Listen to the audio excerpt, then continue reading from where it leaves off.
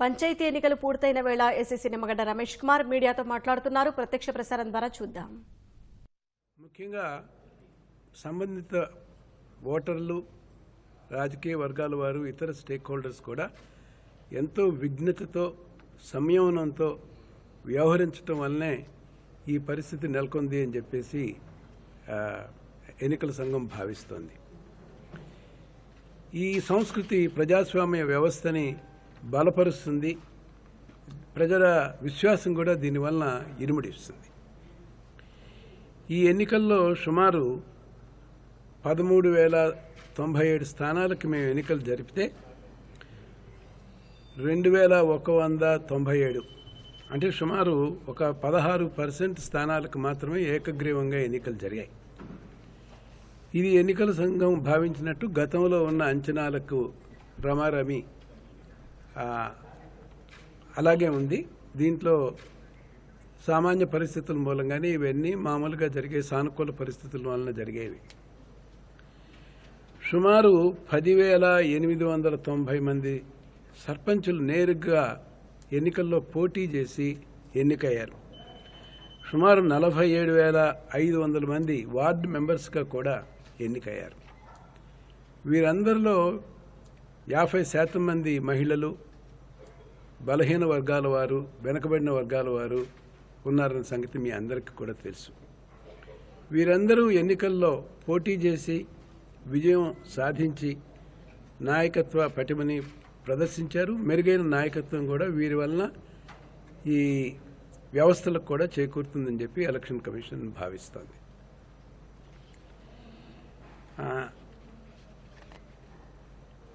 ఎన్నికల ప్రక్రియలో యంత్రాంగం అంతా కూడా శ్రమించి అంకితభావంతో, నిబద్ధతతో చేయటం వల్లనే ఇటువంటి మెరుగైన పరిస్థితులను కూడా మనం ప్రతి విడతలోనూ చూస్తూ వచ్చాం. ప్రతి విడతలో సుమారు 90,000 పైచులకు ప్రభుత్వోద్యోగులు, అన్ని శాఖల వారు కూడా ప్రత్యక్షంగా కానీ పరోక్షంగా కానీ ప్రతి విడతలో కూడా పాల్గొన్నారు. సుమారు 50,000కి మించి 50,000 వరకు పోలీస్ సిబ్బంది కూడా ప్రతి విడతలోనూ కూడా పాల్గొన్నారు. ముఖ్యంగా పోలీస్ సిబ్బంది అయితే వ్యాక్సినేషన్ ఈ ప్రక్రియను కూడా పక్కన పెట్టి ఈ ఎన్నికల్లో పాల్గొని చాలా పటిష్టంగా పనిచేయటం వలన ఎక్కడా కూడా ఎటువంటి ఇబ్బందులు రాలేదు.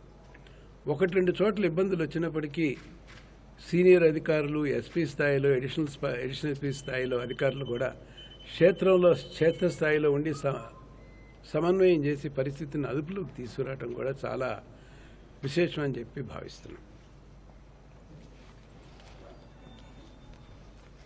80% మించి ప్రతి విడతలో కూడా ఓటర్లు కూడా పాల్గొనడం కూడా చాలా విశేషం. ఇది శాంతి భద్రతలు మీద పూర్తి నమ్మకంతో, ఎక్కడా ఘర్షణాపూర్వకమైన వాతావరణం లేకపోవడం చేత స్వచ్ఛందంగా ఎన్నికల్లో పాల్గొనడం జరిగింది. కోవిడ్ నేపథ్యంలో కూడా చక్కటి ఏర్పాట్లు ఆరోగ్య శాఖ, జిల్లా అధికారులు చేయటం చేత ఆరోగ్యపరంగా కూడా పూర్తి భద్రతమైన ఏర్పాట్లను కూడా చేయటం కూడా చాలా విశేషం. ఈ జరిగిన నేపథ్యంలో ఎక్కడా కూడా ఎటువంటి కోవిడ్ నేపథ్యంలో జరిగిన తర్వాత ఎటువంటి గణనీయమైన మార్పులు కూడా రాలేదు. పరిస్థితి సాధారణంగానే ఉంది. దీనికి కూడా ఎన్నికల సంఘం పూర్తి సంతృప్తి వ్యక్తం చేస్తూ ఉంది. ఇది జిల్లా కలెక్టర్లు, ముఖ్యంగా ఎస్పీలు ఎంతో సమన్వయంతో, ఎంతో చాకచక్యంతో మిగతా అన్ని పనులు ఉన్నప్పటికీ కూడా వాటన్నిటినీ నిర్వర్తిస్తూ ఎన్నికలకు సంబంధించి పూర్తి బాధ్యత తీసుకుని వారు సమన్వయంతో చేయటం చాలా విశేషం. అట్లాగే రాష్ట్ర స్థాయిలో చీఫ్ సెక్రటరీ గారు, అలాగే డైరెక్టర్ జనరల్ ఆఫ్ పోలీస్ ఎప్పటికప్పుడు సరైన సూచనలు, సరైన సమన్వయం, లీడర్షిప్ వారి ద్వారా లభించడం చేతే ఇదంతా కూడా సాధ్యమైంది. ఎందుకంటే ఎన్నికలు అనేది ఏ ఒక్క వ్యక్తితో చేసేది కాదు. ఇది ఒక టీం వర్క్, సమిష్టి కృషితో మాత్రమే ఇది మేము చేయగలిగాం. చివరిలో నేను ముఖ్యంగా ఎలక్ట్రానిక్ మీడియా, తర్వాత ప్రింట్ మీడియాని కూడా నేను ప్రత్యేకంగా అభినందిస్తున్నాను.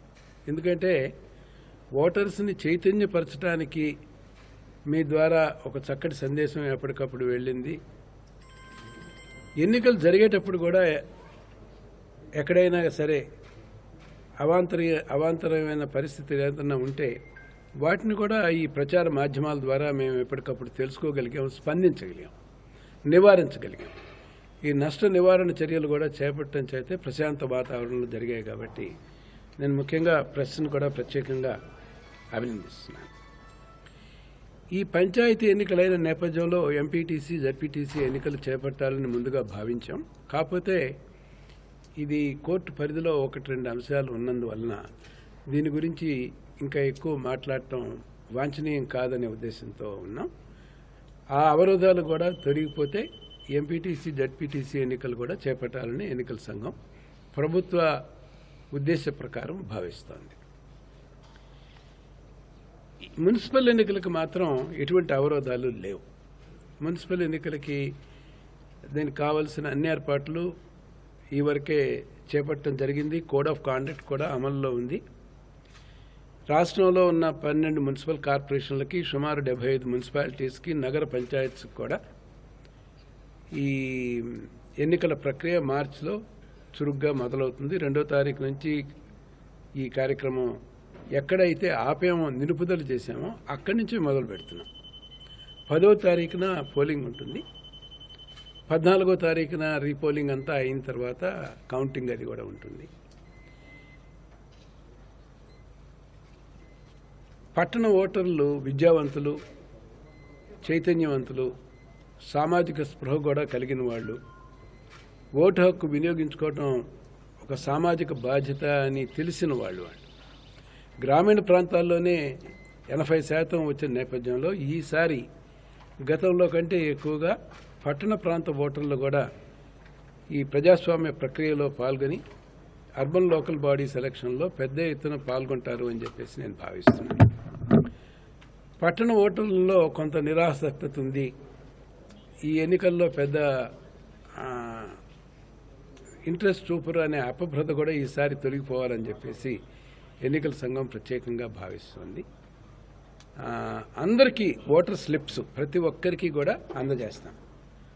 ఈ పోలింగ్ కేంద్రాలు కూడా గతంలో అసెంబ్లీలో ఉన్న పోలింగ్ కేంద్రాలే, ఇవి కొత్తవి కాదు, అందరికీ తెలిసిన పోలింగ్ కేంద్రాలే. ఇవన్నీ సౌకర్యమైన కేంద్రాలే. అందులో ఉదయం 7 గంటల నుంచి సాయంకాలం 5 గంటల దాకా ఉంటాయి. కాబట్టి ఓటర్లకి ఎటువంటి ఇబ్బంది రాదు. ఆరోగ్యపరంగా కానీ ఇంకో రకంగా కానీ గతంలో చేసిన దానికంటే భిన్నంగా లేకుండా పటిష్టమైన ఏర్పాట్లు సంతృప్తికరంగా చేస్తాం. కాబట్టి మళ్ళీ ప్రచార మాధ్యమాల ద్వారా పట్టణ ఓటర్లకు కూడా ఎన్నికల సంఘం ఏం విజ్ఞప్తి చేస్తుందంటే, పెద్ద సంఖ్యలో పాల్గొని గ్రామీణ ప్రాంతాలకి ఎలాగైతే స్వచ్ఛందంగా ఎలా అయితే తరలిచ్చారో అదే రకంగా తరలి రావాలి అని చెప్పేసి మీ ప్రచార మాధ్యమాల ద్వారా మరొకసారి విజ్ఞప్తి చేస్తున్నాం. ఇది అయిపోయిన తర్వాత 11 గంటలకు చీఫ్ సెక్రటరీ గారు, డైరెక్టర్ జనరల్ ఆఫ్ పోలీస్ వారి పార్టిసిపేషన్తో పాటు జిల్లా కలెక్టర్లు, ఎస్పీలు, మున్సిపల్ కమిషనర్లతో ఒక వీడియో కాన్ఫరెన్స్ను కూడా నిర్వహిస్తున్నాం. ఈ వీడియో కాన్ఫరెన్స్లో ముఖ్యంగా గతంలో ఎవరైతే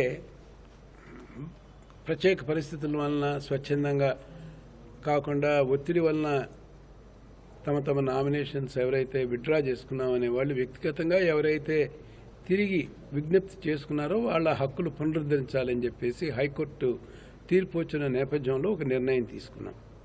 ఈ సూచన ప్రస్ఫుటంగా జిల్లా కలెక్టర్లకు అది చేస్తున్నాం. దీంట్లో ఎటువంటి ఇబ్బంది లేదు. పైగా దీనికి కావాల్సిన పునరుద్ధరించడానికి కావాల్సిన పూర్తి అధికారాలు ఎలక్షన్ కమిషన్కు ఉన్నాయని చెప్పి కూడా హైకోర్టు గుర్తు చేసింది. ఇంతకుముందు కూడా ఇది ఉన్నమాట వాస్తవమే.